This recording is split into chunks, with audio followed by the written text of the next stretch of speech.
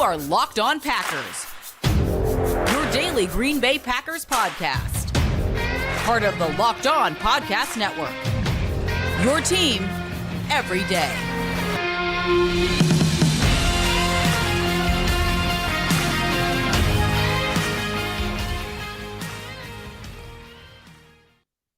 You are Locked On Packers, part of the Locked On Podcast Network, your team every day. I'm Peter Bukowski, and I cover the Packers for The Leap, a newsletter I would love for you to subscribe to. You can follow me on Twitter, Peter_Bukowski. Follow the podcast on Twitter at Locked On Packers.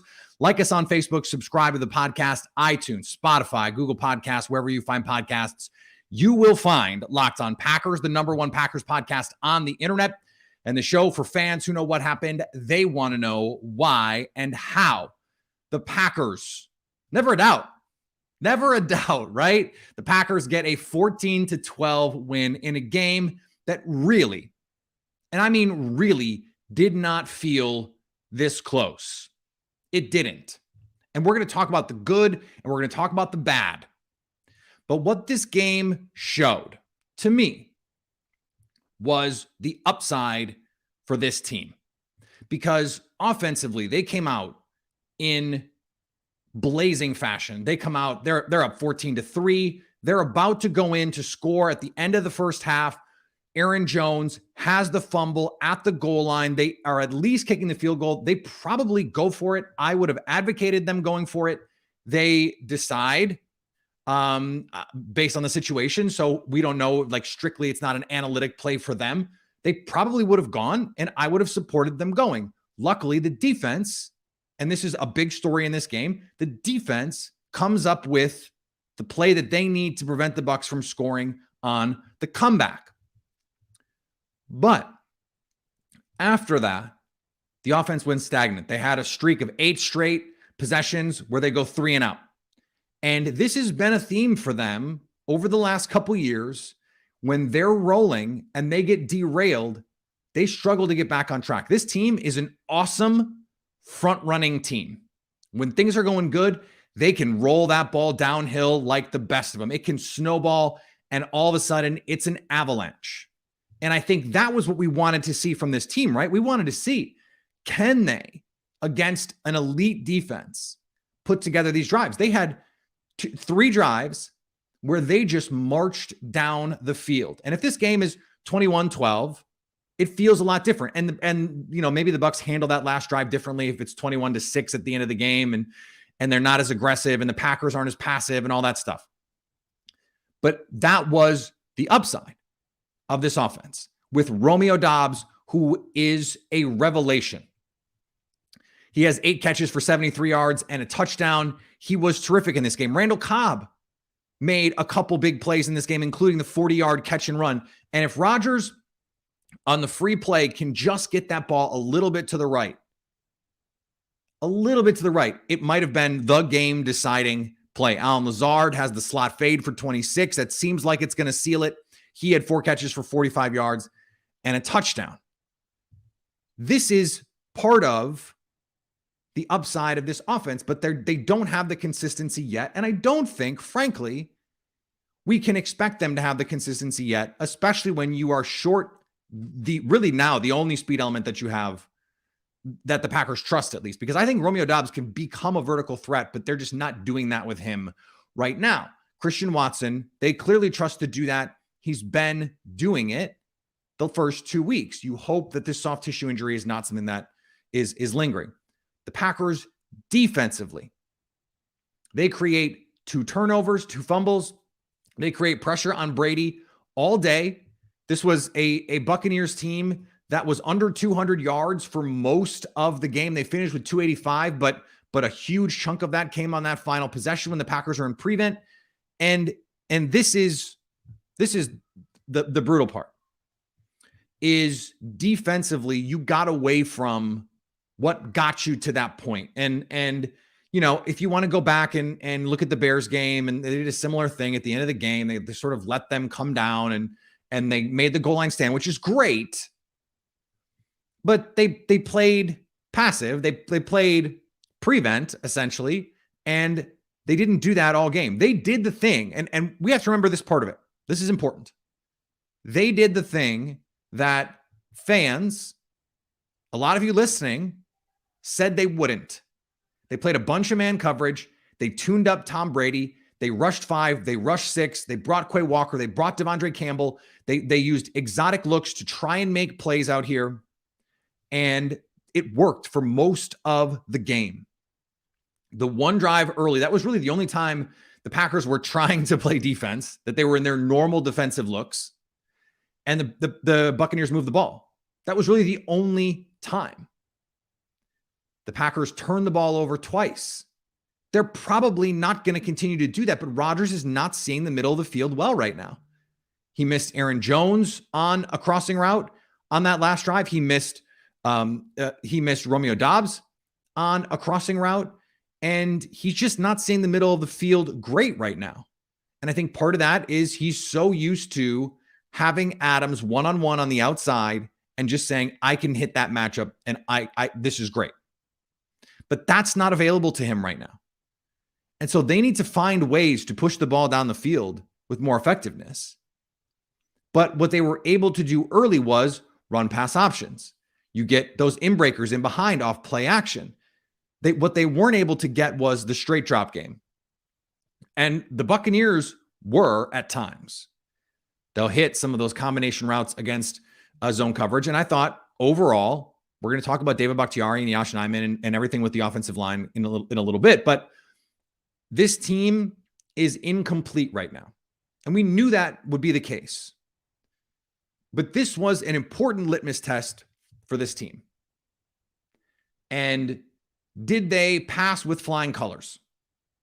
No, they didn't. They passed. They graduated. They beat the Bucs. And by the way, this is a huge win. I don't want to take the shine off what is, eventually after the cardiac arrest that they almost induced at the end of the game. This is a huge win. It's huge in the NFC. It's huge as a tiebreak. It's huge for the Packers moving forward. They get the Patriots, who are offensively a mess, coming in to Lambeau Field next week. This was one of those games that we thought early in the season, when the schedule comes out, you go, this is a loss. Part of that is no Mike Evans, no Chris Godwin, all that stuff. But they did defensively what we asked of them. They changed based on game plan. That's a good thing. And they played their butts off until that last drive. If that's all you have to correct defensively against Tom Brady, you're doing pretty well. And let's not forget that on that last play, the do or die play, they made the play. Devondre Campbell made the play that they needed to make. And Devondre Campbell played well in this game. It's a huge difference for this defense. Adrian Amos played well in this game. It's a huge deal for this defense. And Darnell Savage, I thought, by and large, played well in this game. The DPI on him was so soft. The officiating in this game was a Travis mockery. It was atrocious. The play, the holding call on Alan Lazard that ultimately is what scuttles that drive because Aaron Jones picks up 6 yards and now you're backed up. Can't happen. You have the special teams play where Tipa Naliai gets thrown into the kicker and negates a 30-yard return from Amari Rodgers where you're set up in plus territory where you need 5 yards to be in field goal range, and this game is totally different. Like, the Packers outplayed the Buccaneers from the jump until the final 2 minutes. Now, we've seen them lose these kind of games before. And this is important too. The Packers turned the ball over twice. They allowed 3 Buccaneers points off those turnovers. The flip side of that is the Packers got 2 turnovers and scored no points off of them. So offensively, there's plenty of upside here. You have to be excited about what you're seeing from Romeo Doubs. This kid is going to get better. He can be a bigger part of your offense moving forward and can be even more potent working underneath when you have Christian Watson stretching the field vertically. And Randall Cobb, it turns out, can still do some stuff. Good for him. I love to see. I love being wrong about this because I said week 1, him not being out there is actually good for this team. No, Randall Cobb has been a net positive for this team over the last 2 weeks. Absolutely no question about it. He's made big plays. He's looked good after the catch. I think in a lot of ways, they fell a little too in love with the 21 personnel, fell a little too in love with the RPO. and could have gone to more straight drop. I think that's going to change as the season moves on. I think they're going to find an offense that works. Matt LaFleur is too smart. Aaron Rodgers is too good. And apparently, Romeo Doubs is too talented. Like, Romeo Doubs might already be wide receiver 1 on this team. They came out of halftime and ran 2 straight plays designed for Romeo Doubs. Not Allen Lazard, not Randall Cobb, not Juwan Winfrey, Romeo Doubs. It is clear that at least with Christian Watson out, Romeo Doubs is the most dynamic receiver on this Packers team. Allen Lazard, is incredibly impactful. He has the slot fade for the big play. His blocking was huge in this game. Romeo Doubs has a chance to be a star, and they think the absolute world of Romeo Doubs. But guess what? Christian Watson in the first 2 weeks was getting snaps over him, and they were getting about the same number of snaps, and he was the deep threat Christian Watson was. So think about what this can all look like when everyone comes together. We saw the potential in this offense. We wanted to see it. Can you just show us the flashes? Because over the course of the year, it's going to get better. And then defensively, can you just shut down a bad offense, even though it's Tom Brady? And I think that's the part where you point to it and you go, okay, the skill players aren't good. The offensive line is banged up, but Tom Brady is still the damn quarterback. So how do you play against him? And the answer is really, really well. They did not get gashed in the run game, despite the fact that I think a lot of people expected Leonard Fournette was going to do that. 1 rushing first down for the Tampa Bay Buccaneers. 1. The Bucs ran for 34 yards in this game. 34, 2.4 yards per carry. Now the Packers, not measurably better on a per rush basis. 67 yards rushing on 25 attempts. They ran more plays. They had the ball more. They dominated this football game. This game should have been over at the end of the first half. It was going to be 21. And then they had opportunities in the second half as well. Not great ones, but some. The offense is going to get better, but they showed us what we needed to see. The defense, I think, can be even better. We're going to talk about Jair in a little bit, but the defense, you have to like what you see out of the defense as long as they can avoid these prevent situations. That it was just too much. That is unacceptable from a team. All game, you thrive playing aggressively. Thrive. And then you get in that position. I don't want to say it's unthinkable because it's not unthinkable. Clearly it's thinkable. A lot of teams do this. It just can't be when you know that their only receivers are Russell Gage and they threw to Leonard Fournette a bunch because you're clearing out sides, you're playing 12 yards deep, and you just let them walk right down the field. You hope this is a lesson in the same way that last week was, and you like to correct things in a win. That's the beauty of getting this win. And so the Packers get the win. They can make these corrections. And now you hope they can get healthy. They can get some cohesion going. And they can bank some wins in what is a crowded NFC because there's not really that many great teams. It looks like Philly is the best team in the league right now. They look like the most complete team. So how do you get better than them? You play defense like you did today outside the last drive, much like the Bears game, and you play offense like you did in the first half. If you can play a full half of offense like that, where you execute like that, they can be the best team in the league. They really can. They can be the best team in the league with the currently constructed roster. All right, we're going to talk about injuries, guys coming out and guys coming in just a second. But before we do, let's talk about BetterHelp.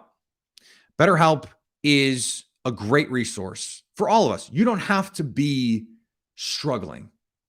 You don't have to feel like you have issues that are just catastrophic to want to have a little help, to stay on track, to talk about your goals.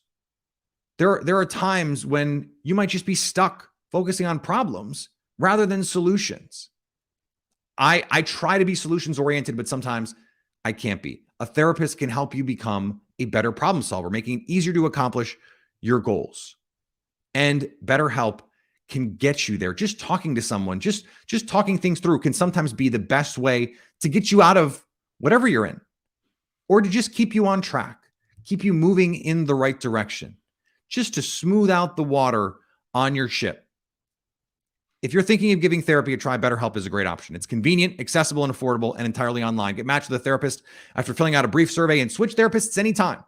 When you want to be a better problem solver, therapy can get you there. Visit BetterHelp.com/lockedon to get 10% off your first month. BetterHelp.com/lockedon.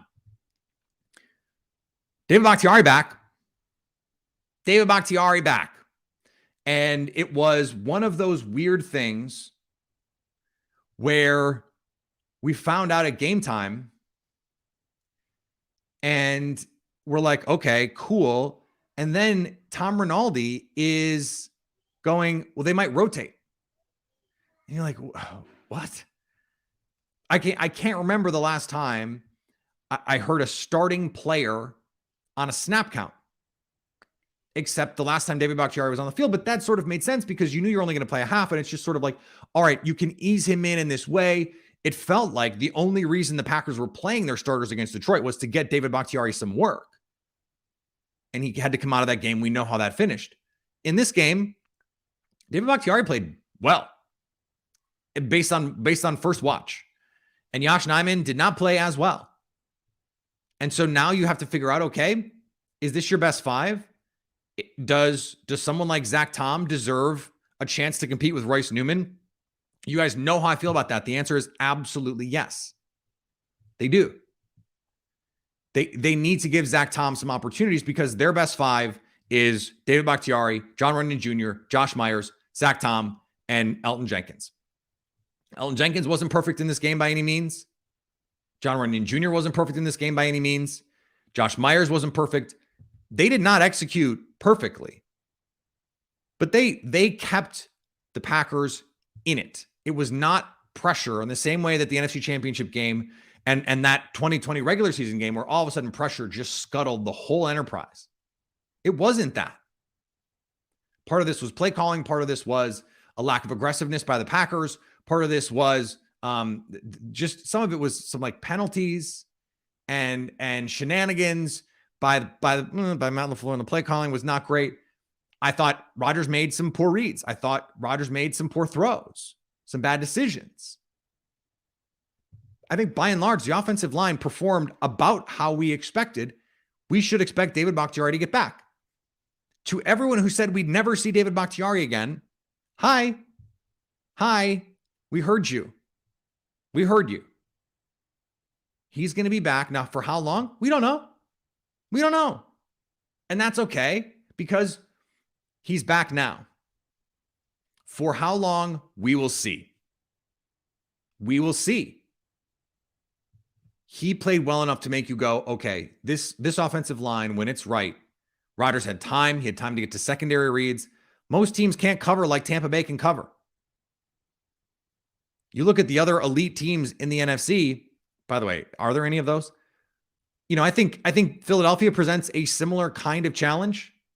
They don't have the safeties that I think the Eagles do, or no, that the Buccaneers do. I don't think they have the high-end pass rush on the edges that the Buccaneers do. But was Shaq Barrett out there? I mean, the Packers did a pretty good job in general of keeping Aaron Rodgers clean. On the other side of the ball, Jair Alexander goes out. This is not a case of coming in. This is going out. Jair Alexander goes out on the first possession, which was, by the way, one of the Packers' worst defensive possessions of the game. It wasn't Jair's fault, but that's just what it is. He goes out, and Keyshawn Nixon comes in and plays phenomenal football on defense and then on special teams. Crushes it on special teams. Has the punt down inside the one. Keyshawn Nixon looks like he can be an actual asset. He's not Jared Bush. We undersold it. We hadn't really seen him play in Green Bay, so it's hard to get a good feel for what he's going to be or what he can do. He looks like he can be better than Jared Bush, which is what we sort of thought he was. Special teams ace who, if he's ever playing in coverage, you're in trouble.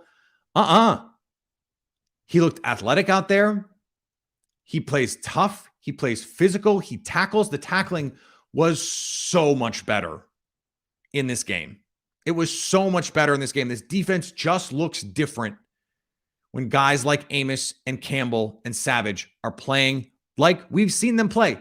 No one is asking them to be anything other than what they've been. And they haven't been that through 2 weeks. They were in this game. Can you shut down a bad offense? The answer is yes with Tom Brady. And that's without Jair Alexander. They got pressure because Rashawn Gary is winning one-on-one matchups, because Kenny Clark is winning one-on-one matchups and pushing the pocket. Jaron Reed is winning one-on-one matchups. And I said the officiating was terrible. There were like 4 or 5 pretty obvious holding calls that went uncalled. I don't like to be complaining about the referees guy, because I know every team that loses to the Packers goes, they get every call. But there were some obvious ones, especially on the edge.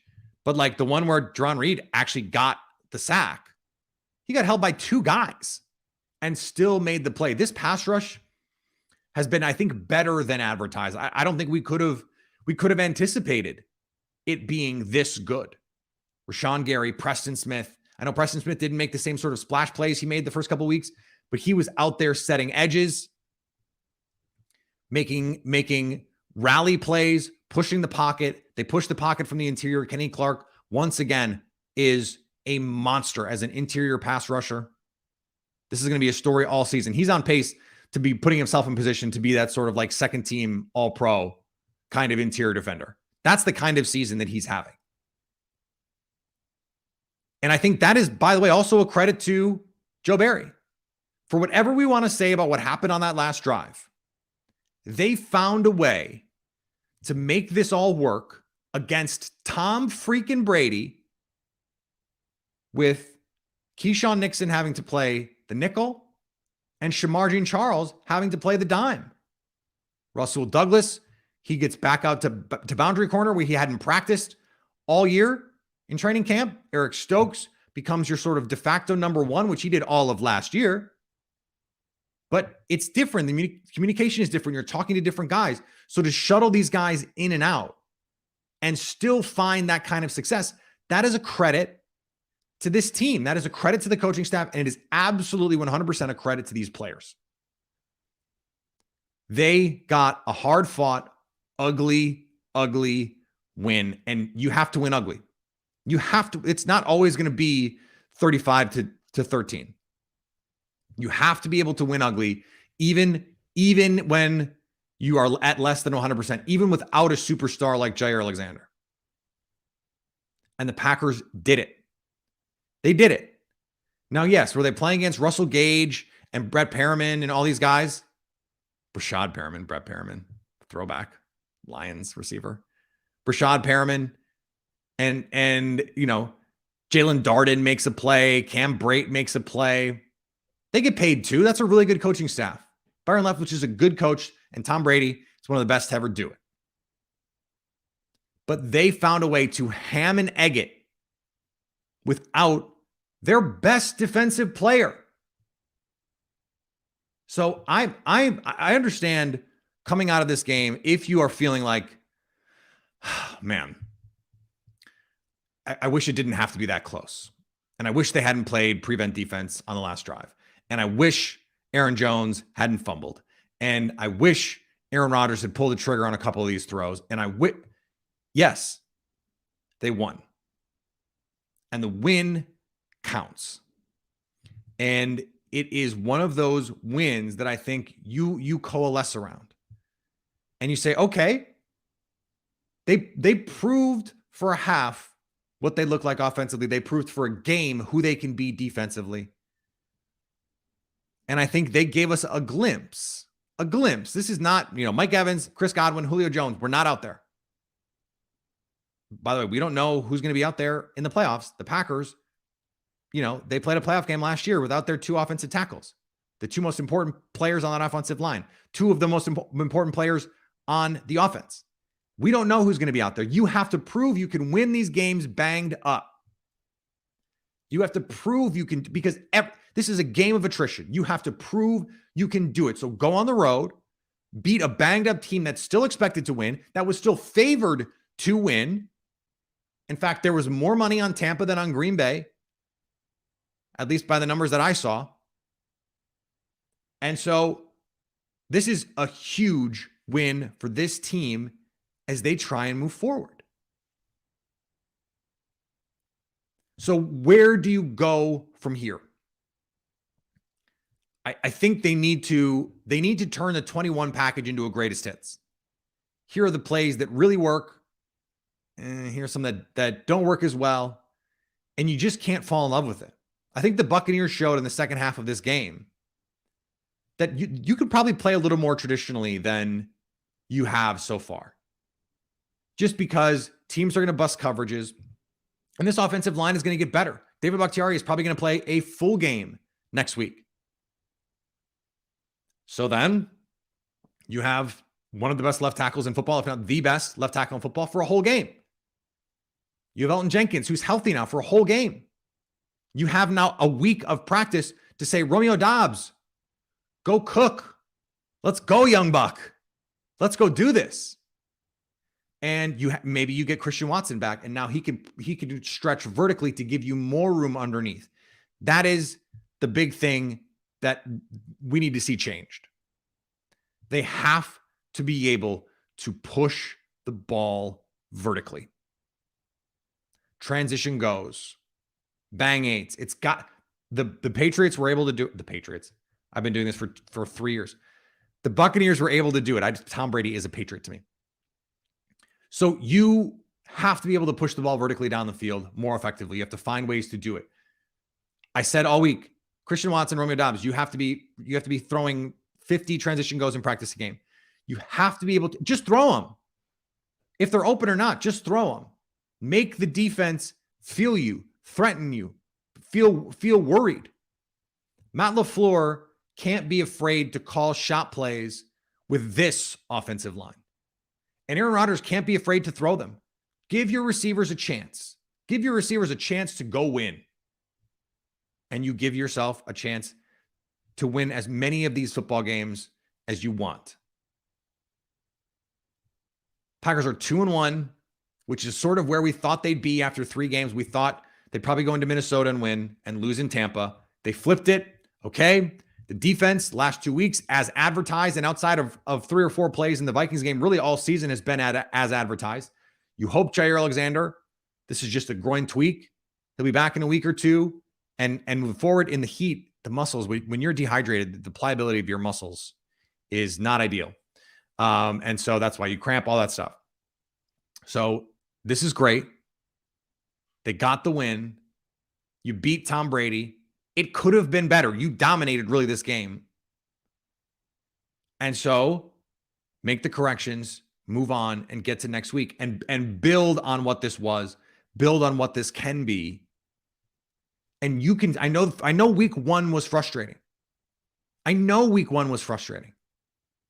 That's clearly not who this team is. I think they're mentally tougher than we give them credit for. At the same time, they were rolling and then got unrolled and couldn't do anything.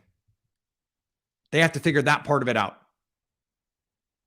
And it's been something they've been struggling with for a couple years. So you get a win in which there's clear stuff that you can fix, get a little bit healthier, get a little bit more continuity with this offensive line. This team can still get to where they want to go. Absolutely no question about it. All right, Expert Tuesday coming up tomorrow. We've got Lily Zhao on Wednesday, crossover Thursday, and a new opponent coming up next week at Lambeau Field. Here we go. We get to do this all over again in just a couple of days. Follow me on Twitter, Peter_Bukowski. Thanks to everyone who watched on the YouTube live stream. This is up. We've got 460 people live doing this with us on YouTube. Come hang out with us after every game. We are here on YouTube. Shout out to everyone on YouTube. Brandon Walker, Casey DeBosch, Dust Wolf, Jeremy, Oscar Melendez, Vex. There's a bunch of people in here. I'm just reading off people names from commenters. Adam K, Jake, Joseph Lopez. Shout out to all of you guys. Joshua Zegers. Thank you all for being a part of this live stream. I think this is a great opportunity to come and enjoy this all together, win or lose. come and be a part of Packers Nation. Follow me on Twitter, Peter_Bukowski. Follow the podcast on Twitter at Locked On Packers. Like us on Facebook. Subscribe to the podcast, iTunes, Spotify, Google Podcasts, wherever you find podcasts, you will find Locked On Packers. And anytime you want to hit us up on the Locked On Packers fan hotline, you can do that, 920-341-3775 to stay Locked On Packers.